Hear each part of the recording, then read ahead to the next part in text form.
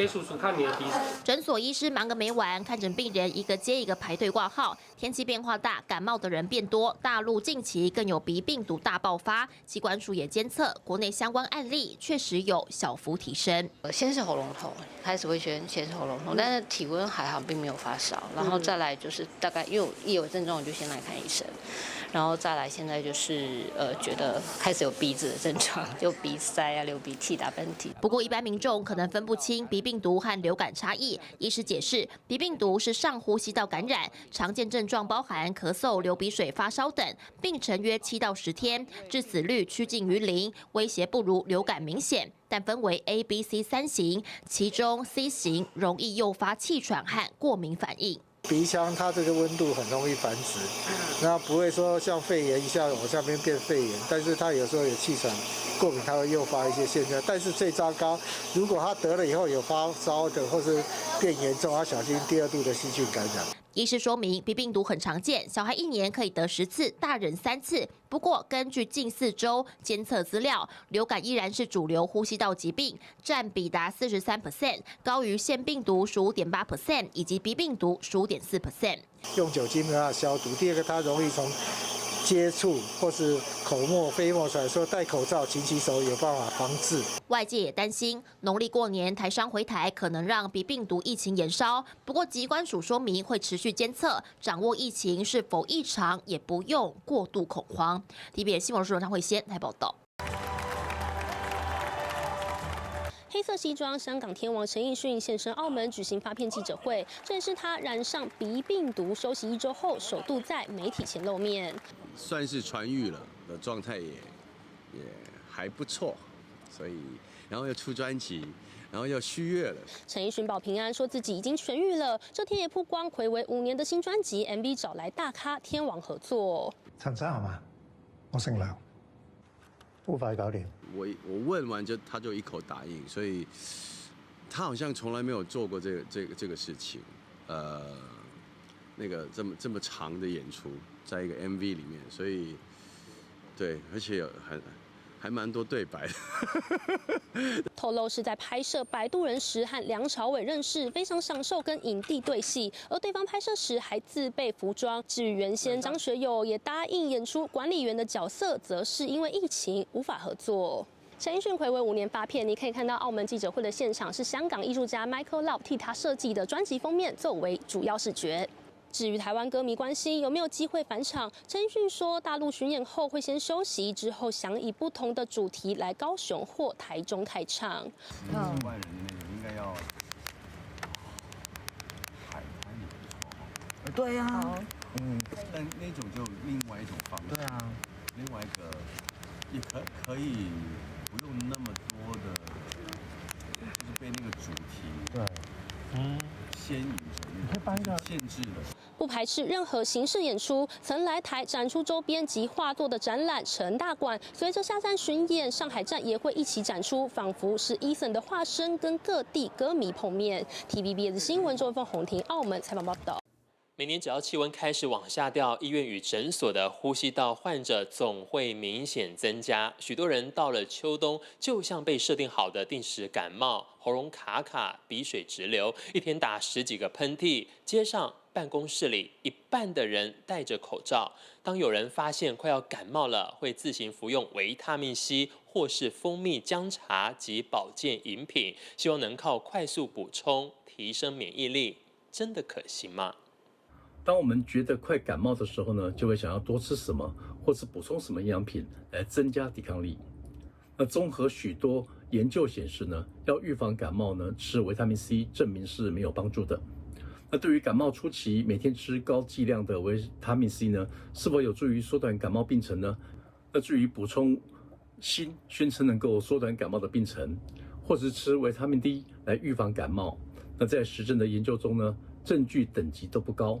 当然，维他命 C 有它在我们身体修复啊，或是预防一些疾病的一些角色，但是可能我们不能完全依赖维他命 C。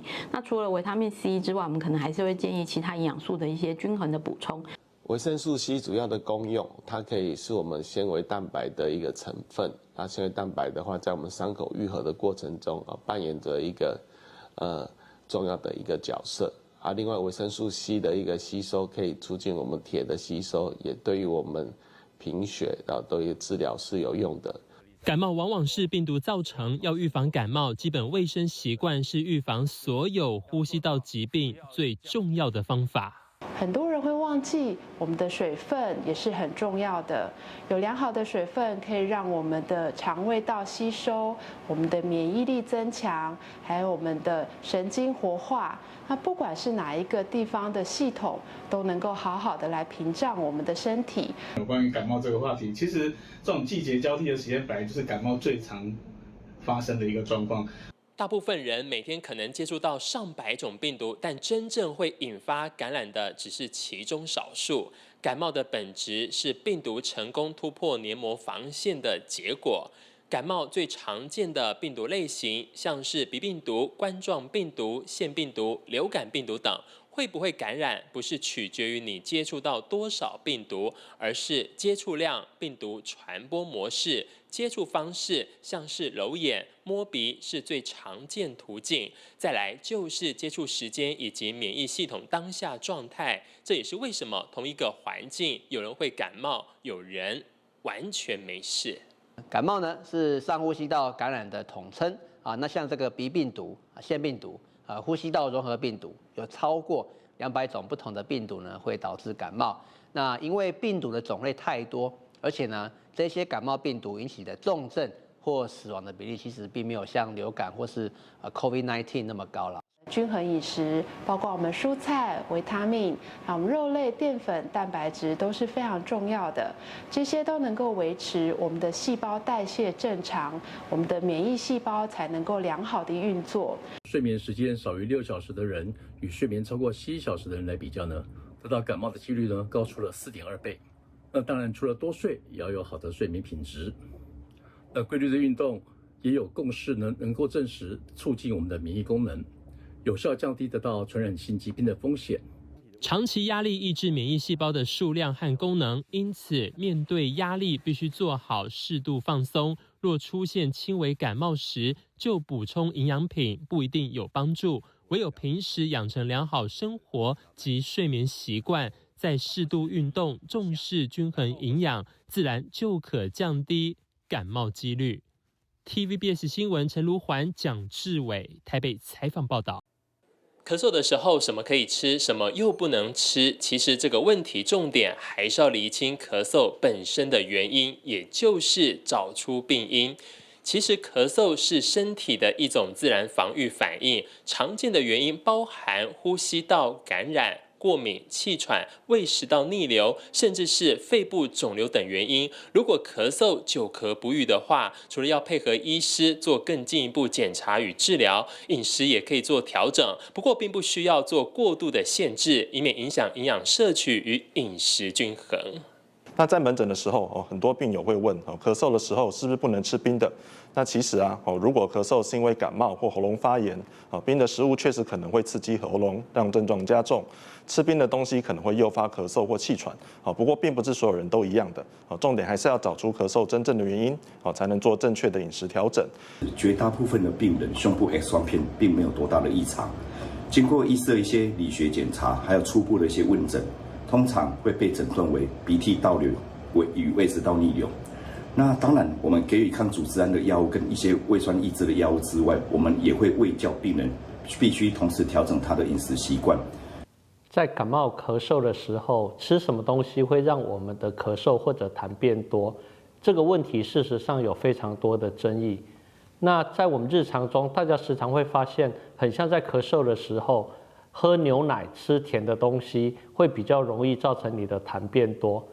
如果敏感体质或者有气喘状况，就要避免可能诱发咳嗽相关食物。